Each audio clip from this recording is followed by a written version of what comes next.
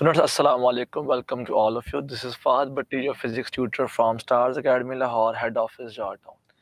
Students, आज हम पढ़ेंगे वेव्स का जो लास्ट टॉपिक है हमारा, that is simple harmonic motion. Doppler's तक हम लोग कल डिस्कस कर चुके थे. एसएचएम की बात हम आज करेंगे, फिर हमारा वेव्स कंप्लीट हो जाएगा.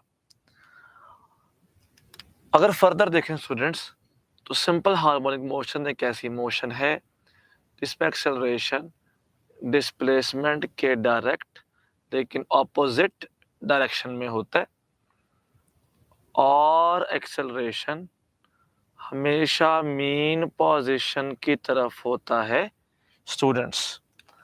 अच्छा, अगर एक्सेलरेशन टुवर्ड्स मीन है, इसका मतलब ये हुआ कि डिस्प्लेसमेंट को टुवर्ड्स एक्सट्रीम होना चाहिए. Displacement should be towards extreme, क्योंकि वो उसके ऑपोजिट होता है. Students, velocity is maximum at mean position, जबकि velocity is minimum at extreme position, और kinetic energy is converted into potential energy and vice versa, but total energy remains constant.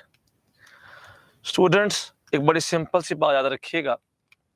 Simple harmonic motion के लिए हमारे पास उस system के पास जो simple harmonic motion कर रहा है, उसके पास 3 प्रॉपर्टीज होनी चाहिए.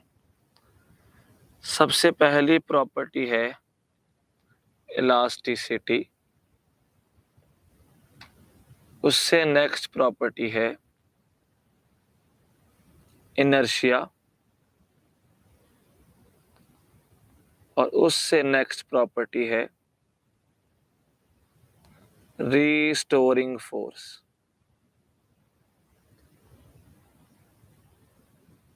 रीस्टोरिंग फोर्स, जिस सिस्टम के पास 3 प्रॉपर्टीज होंगी, वो प्रॉपर वे में सिंपल हार्मोनिक मोशन को शो कर सकता है. स्टूडेंट, सिंपल हार्मोनिक मोशन के लिए तो एक बेसिक लॉ है, सबसे पहले हम उसको पढ़ेंगे.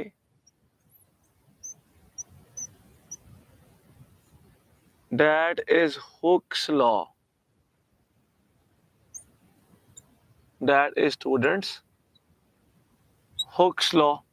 अच्छा, हुक्स लॉ क्या कहता है कि अगर तो हमारे पास एक स्प्रिंग है कुछ इस तरह से, और हम उस स्प्रिंग के साथ एक स्टूडेंट्स मैस को कर देते हैं अटैच, और अटैच करने के बाद हम इसे करते हैं डिस्प्लेस.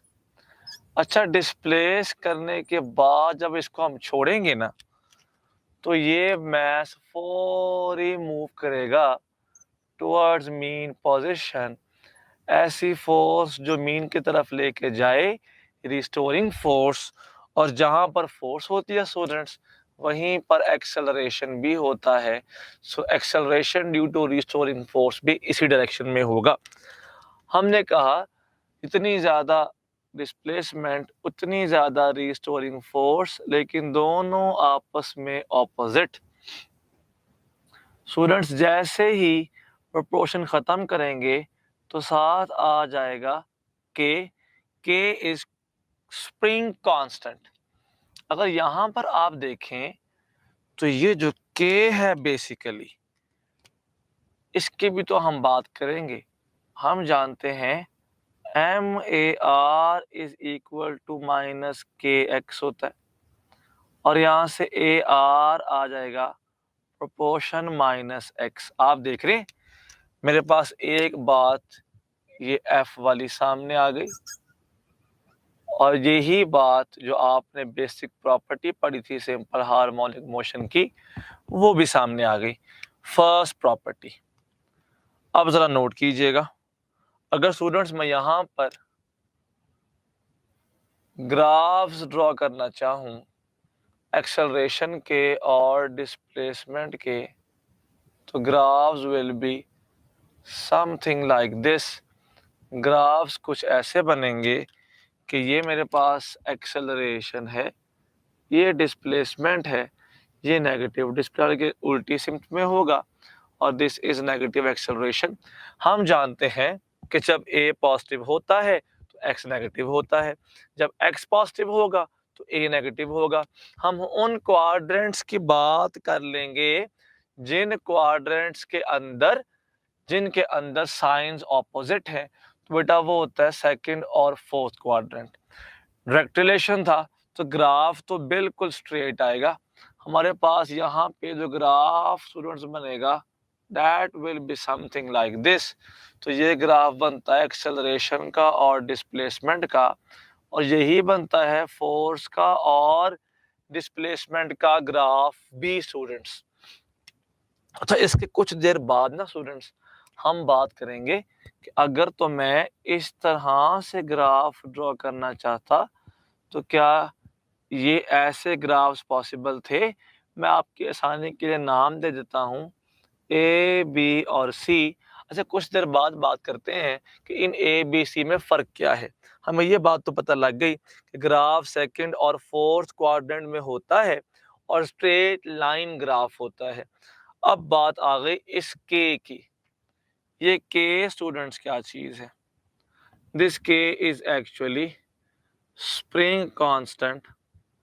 अगर तो हम स्टूडेंट स्प्रिंग कांस्टेंट की बात करते हैं तो याद रखिएगा कि spring constant is force per unit elongation या फिर फोर्स पर यूनिट एक्सटेंशन, जो आप चेंज ले के लेंथ में आना चाह रहे हैं। हम ऐसे क्यों कह रहे हैं भला? क्योंकि के होता है F by x, so force per unit extension. Unit of force यहां से यूनिट ऑफ के क्या बनेगा? न्यूटन पर मीटर। क्या न्यूटन ने पहले भी कहीं देखा होगा students? Yes, this unit is same as unit of surface tension. Liquid की सरफेस पर जो टेंशन डेवलप होती है उसका भी सेम यूनिट होता है। अच्छा, अगर तो मैं सेम एक्सटेंशन पूरी करना चाहूँ, मेरे पास दो स्प्रिंग्स हैं, मैं ऐसे खींचता हूँ, एक इजीली खिंच जाता है और दूसरे स्प्रिंग को उतना ही खींचने के लिए मुझे बहुत ज़्यादा फोर्स लगानी पड़ती है। इसका मतलब है कि सेम एक्सटेंशन के लिए जिसमें फोर्स ज़्यादा होगी उसकी वैल्यू ऑफ के भी ज़्यादा होगी। अच्छा, फोर्स क्यों ज़्यादा लगी? क्योंकि वो स्प्रिंग सख्त था। तो हम कहते हैं कि जिसकी वैल्यू ऑफ के ज़्यादा होती है वो स्प्रिंग ज़्यादा स्टिफ होता है। सो के describes stiffness of a spring. अच्छा जी, इसके बाद अगर स्टूडेंट हम देखें तो के की वैल्यू डिपेंड किस पर कर रही होती है स्टूडेंट्स? यही के की वैल्यू डिपेंड कर रही होती है मेजर दो चीज़ों के ऊपर। अब उन दो में से जो मेरे पास एक फैक्टर है स्टूडेंट्स, वो तो है nature of material. Nature of material means किस से जुड़ के स्प्रिंग बना है। कॉपर का है तो सेपरेट केस होगा, स्टील का है तो सेपरेट केस होगा। और second thing is unstretched length. उसकी लेंथ क्या है बगैर स्ट्रेच हुए। इस पे कैसे डिपेंड करता है स्टूडेंट्स? के असल में अनस्ट्रेच्ड लेंथ के इनवर्स होता है। इससे हम कैसे एमसीक्यू देख सकते हैं? फर्ज कर लीजिए कहा जाता है कि एक स्प्रिंग है, spring is cut into two equal parts, this is called uniform cutting. कि हम अगर टू इक्वल पार्ट्स में कट कर देंगे so this is called uniform cutting. अब टू कहा है तो लाजमन सी बात है ये भी L/2 होगा और ये भी L/2 होगा। लेंथ के इनवर्स होता था कि यहाँ पर हाफ हुआ है, स्टूडेंट्स के डबल हो जाएगा, तो 2k और 2k। अच्छा, अगर तो मेरे पास एक स्प्रिंग और होता, ये तो बड़ी सीधी सी बात है ना। अगर मैं कहता कि 2 नहीं 3 इक्वल पार्ट्स, तो सारे L/3 होते। सो 3 के 4 equal parts L/4 L/4 L/4 L/4, सो 4 के आंसर आ जाना था। अब आ गई नॉन यूनिफॉर्म कटिंग। कहता a spring is cut into such a way that ratio is 1:3। Cutting ratio is 1:3। पहली बात तो स्टूडेंट्स पता होना चाहिए मतलब क्या होता है 1:3 का। इसका मतलब होता है कि हमने स्प्रिंग के 4 हिस्से कर दिए हैं और 4 में से 3 हिस्से एक तरफ है और एक हिस्सा एक तरफ है। 4 में से एक हिस्सा एक तरफ, 3 हिस्से एक तरफ, तो ये बनता है 1:3।